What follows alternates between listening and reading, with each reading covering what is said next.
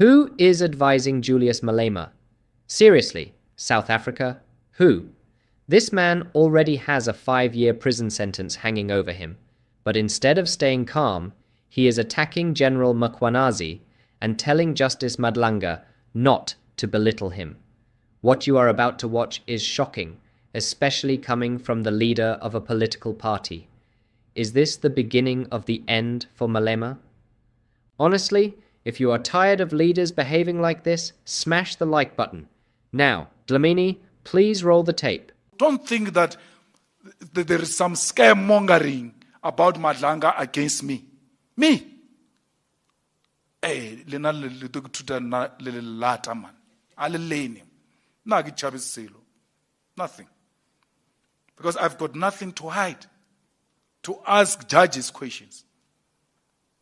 So, Chakalson thinks I must get questions from who? From him.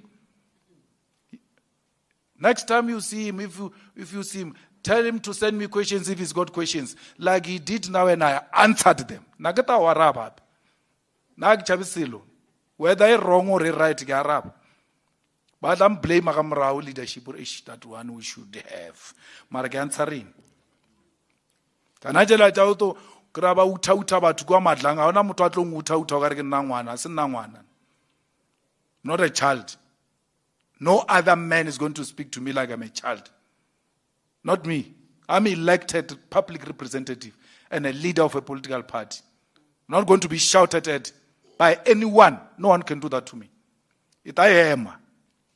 If he wrote wrong, why it's it wrong? Arrest me. But you are not going to address me by belittling me. I don't care if you are a judge, or you are a magistrate, or you are a commission. No one speaks to me like I'm a boy. If you want to see the other side of me. I'm not scared of nothing. Especially where I think I've not done anything wrong. You'll find me. So, look, I don't know what Chagelson was trying to do. I don't know. But all I know is that Chagelson wanted to be a prosecutor in the NPA after serving in the, is it Zondo Commission. They said some cases in the Zondo Commission must be referred to the NPA. Then Zondo finishes. Then Chagelson, that one who left, not Chagelson, Batoi wanted to appoint Chagelson and the other one, Pretorius, to go and prosecute the cases that they said must go and be prosecuted in the NPA. And we said, no, it's not done. You can't refer this matter and come from the other side and go and prosecute the same matter that you said must be prosecuted. So I think we stopped him from throwing a javelin and catching it from the other side. And he has since taken an issue with the EFF. But we're not scared of him. There were people like him before who tried that nonsense. And that's why Khumalo saw him through. But what are you trying to say now? Because this is not here. What are you saying? So, he can try. He can even call me if he wants. I'm not scared of anything. That was only the beginning. Malema is now telling Madlanga's investigators how to do their jobs and dismissing serious questions as gossip. But watch what happens when Andrea Johnson's name comes up. Dlamini, please roll it. I've not followed Johnson's appearance in Madlanga. I've got no such a privilege, unfortunately. I was one of the ground forces that organized the rally of the EFF in Thohoyandou.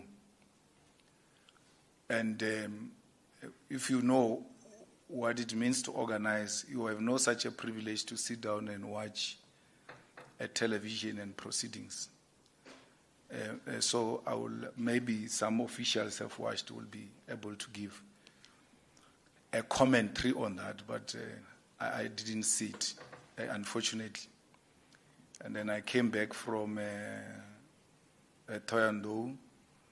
I had to deal with funeral. So I come directly from preparing funeral to this podium. Again, I had no privilege of watching, so I will make time when, I don't know when, because it's going to become more and more busy now. And that's what we are obsessed with now, running a well-oiled machine towards victory on the 4th of November. So I'm unable to make that comparison. But even if I'd watched, I was not going to be in a position to give a comment, as it were, because the ad hoc committee is at an end. It's writing a report. So I can't give views here and go and give views in the ad hoc committee, especially when we do the final report. I think, if I'm not wrong, we have a meeting tomorrow or today, next Wednesday, to give a final report. And my views will be expressed, as it were. My comparison to Winnie Mandela, it was in relation to what she presented at the ad hoc committee. The ad hoc committee and Madlanga Commission are not the same thing. And they don't use the same style of investigation, the same style of interrogation. She might have impressed me at that ad hoc committee and impressed me in the Madlanga Commission. I don't know. Or in the Madlanga Commission, she might have said things that were not put forward in the ad hoc committee. And therefore, to compare the two will actually... Do you see the flip-flopping? Today, Malema says he did not watch Johnson and cannot compare the two hearings. But when she appeared before Parliament, he did not simply praise one answer. He celebrated her leadership, defended her, and practically placed a crown on her head. Watch this. The issue of your husband should never put you in a difficult situation where you start doubting your capabilities and your capacity. Sitting here, for me, this is quality leadership coming from a black woman. You answer questions properly, you give us information, well articulate. There will be more challenges. They come inherently with being a female leader. We all have, issues that we might not have handled properly. It's part of growth. It's part of becoming more experienced and then dealing with matters differently going forward. And when you live here, this should never, I heard you saying I'm very angry, it must never be one of the issues that are going to distract you from fighting crime and fighting corruption. You came here, we shared that information with you. On a hindsight means I'm more clever now, and you should take it in that spirit and continue to fight. I thought Winnie Mandela died, but Winnie Mandela has multiplied. There it is. Malema did not just respect Johnson, he called her quality leadership and compared her to Winnie Mandela. But now, let us leave Malema's praises and enter Johnson's own office. This is where the crown starts falling apart, because her own prosecutor describes a completely different Andrea Johnson. Edward Johnson would deviate constantly. It was a situation where we had this, but she would also have her own way of doing things with different groups, different investigations, different structures. So there was a constant deviation from what was in black and white. And it was always from her office that the deviation was done. And when the deviation was done, it always came with intimidation. Can you explain intimidation in this context? Am I allowed to say it as we say it in the office? Yes, please.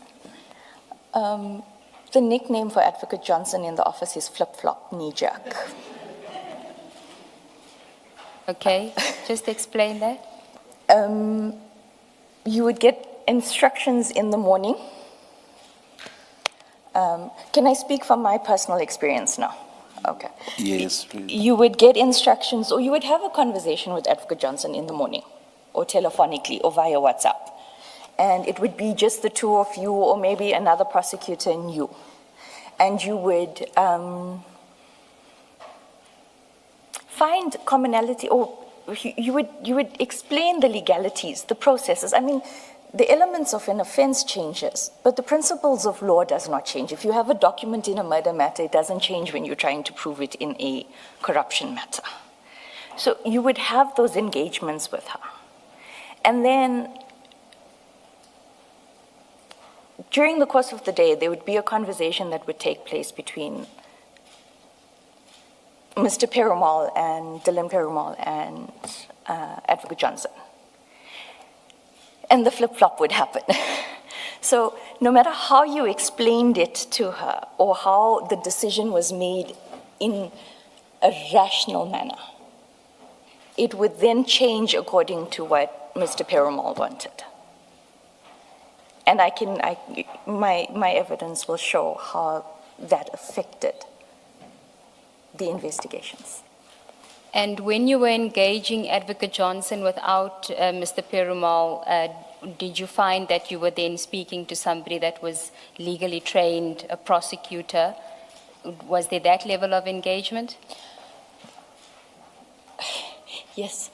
When Mr. Perumal was not present or was not involved in the communication or was not influencing the decisions, Advocate Johnson was a very active legal mind. You would be able to engage, and she would speak about different things that she had done and how we can incorporate it and sections of acts. But then come Mr. Perumal, all of that is thrown out the door. And we are now doing things that we're not even supposed to be doing. The next morning, the 5th of December 2024, at 8 a.m., I went to Advocate Johnson's office per her instructions the previous day. When I arrived at her office, she had a gray document bag with a zip. And she told me that it contained a highly sensitive Section 27 referral affidavit. She told me that they had decided that the matter will be investigated. She did not say who they were, and I did not ask. I assumed that she would be referring to herself and Mr. Sissoko, given my previous experience. I later learned that Mr. Sissoko had no knowledge of this matter. Returning to the document bag, it also contained a pinkish purple page from a notepad with names of people in Advocate Johnson's handwriting. She told me that these are the suspects Chief and I discussed are to be included in the Section 2813. By Chief, she meant Mr. Perumal. Advocate Johnson handed me the bag and gave me the following instructions. Again, my underlining is deliberate. I must take the content of the bag and prepare an application for authorization of a Section 2813 investigation. The names on the notepad were the names of the people who must be listed as the suspects in the application for the 2813 investigation authorization. She gave me the names of the IDAC members who would form part of the team on this matter in order for me to include it in the application. She indicated that it would be Advocate Manilal as the DPP, Mr. Perumal, Chief Investigator, Mr. Rapesu, Lead Investigator, Mr. Padiachi, Senior Investigator, Mr. Venon Vessels, Chief Financial Investigator, and me, Prosecutor. Advocate Johnson said that she needed a DDPP on the matter for the purposes of authorization, but that she would supervise the matter. I must not make copies of Section 27, the 27 referral affidavit. 30.5, I am allowed to make notes regarding the Section 27 referral affidavit. 30.6, I must not show the Section 27 referral affidavit to anyone due to the sensitivity of the matter. Once I have prepared the application, I must email the application to her as a matter of urgency. Khan goes to a DC. The chair is Ntlanhla Mkhwanazi. They say Khan was looking for that case because I was going to help him with his DC. With Chakalson, by implication, he implies that I did that. If I did that, I did it with Nhlanhla Mkhwanazi then. Because Khan was cleared by Nhlanhla Mkhwanazi, who came to the committee and said, actually Khan deserves an award from SAPS. That's Nhlanhla Mkhwanazi saying that about Khan. That's Julius Malema saying that about Johnson. No one says, look at this, look at this. Why did Mkhwanazi say Khan deserves an award? The same way you say, why did Julius say Johnson is Winnie Mandela? Why are you not saying, why did Nhlanhla Mkhwanazi say Khan deserve an award from SAPS for saving the day on that day? And you want me to listen to what you are saying when I know that you are full of hypocrisy, inconsistent, and full of vendetta. And you think what you are saying can get to me? No inconsistent person will ever get to me. No one. I'm giving you a typical example. In the same committee, I say, Johnson, you are like Winnie Mandela. Then more information gets revealed in Madlang. Look at this Julius. Look at this Julius. In the same committee, Nhlanhla Mkhwanazi says, General Khan deserves a SAPS award for saving SAPS on that day.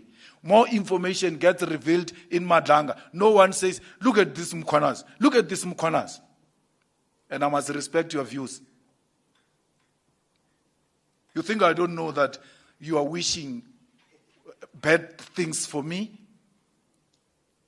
Like whoever says, is the EFF image damaged by those allegations that got revealed? Which allegations? Which allegations got revealed were against the EFF? And you say perception is everything in politics. Fine, I agree with you. But which perception did you use? Which measure did you use to measure that there is a negative perception against the EFF on the basis of what was revealed in Madlanga? Because if I will tell you there is no negative perception, and you ask me, what am I using? Thohoyandou. I'm using Thohoyandou. It happened after Madlanga. I'm using June 16. I never get an opportunity to interact with Khan. I know Khan. And I've already made it very clear, I know Khan. He was shot, and then we were told he's in a hospital. He can't speak and all of that. And I left it at that. If any call which I made was to Mohammed, you see, said that the mention was talking to Khan in the WhatsApps. That's the man I called. I said, what's happening? Did they really shoot this guy, or what is the story? Because others say he was shot, others say he was not shot. No, he said, hey, brother, he was shot, that guy. He's in a hospital. How did they shoot him on the leg? He says, no, they didn't shoot him on the leg. They shot him on the chest or something. But I had your information when I was speaking to Mohammed. And Mohammed had a clear, elaborate information of what happened and so on and so forth. And I left it there. Because I couldn't go and see him. I can't call him. I can't do anything until Madlanga has done his work. If there's anything wrong that Khan has done, the Madlanga Commission must take him on. It's wrong for that young man of MK to say, I prevented Khan from coming to the other committee. I never did that. I asked the question, on which basis are we calling Khan? Whoever said we must call Khan should have given the reasons why. Because I had no reason to call Khan. So I shouldn't ask you a question when you say, let's call Khan, and I ask you, why? Why should you call Khan? Foolish as they are, they can't reason. They keep quiet. They run away. They don't say anything. And then Khan doesn't get called. They blame it on me. as if I was running the committee alone. I'm not the type you will say things I don't question. I will question. Skosana said we must call judges. You remember that? Skosana said we must call judges. I said, you can't say judges. You must say a name, because judges is huge a concept. It includes the whole judiciary. And when it comes to judiciary, you must be very specific when you attack it. You must not just be using a blanket approach towards all the judges, because that thing is the last line of defense. If we delegitimize that sphere of government, we must know we're all in danger. So, Skosana, which judge do you want us to call? He says, yeah, Julius Malema. Julius Malema is the one who's criticizing judges. Now he says, we must not call judges. You see, that's the problem of people who don't think. I ask you, which judge we must call? You say Julius Malema. Am I a judge? I'm saying to you, I thought he doesn't understand English. I even said to him in Zulu, Faki gama baba. That's how we work here. I gave him a name because he's a coward. They are all cowards and they behave like they're brave. I said, do you want to call Judge Ledwaba? You must go and listen to those things. They're recorded in that thing of Parliament where they record everything. I said, you want to call Judge Ledwaba because everybody here speaks about Judge Ledwaba, that Judge Ledwaba has been given a bribe, Judge Ledwaba gave bail, is that the person you want us to call? He couldn't budge. He went to Twaka. Tomorrow I'm going to be blamed that I said they must not call judges. When I called, which judge? He was going to put a name and I was going to say, why? Why this one?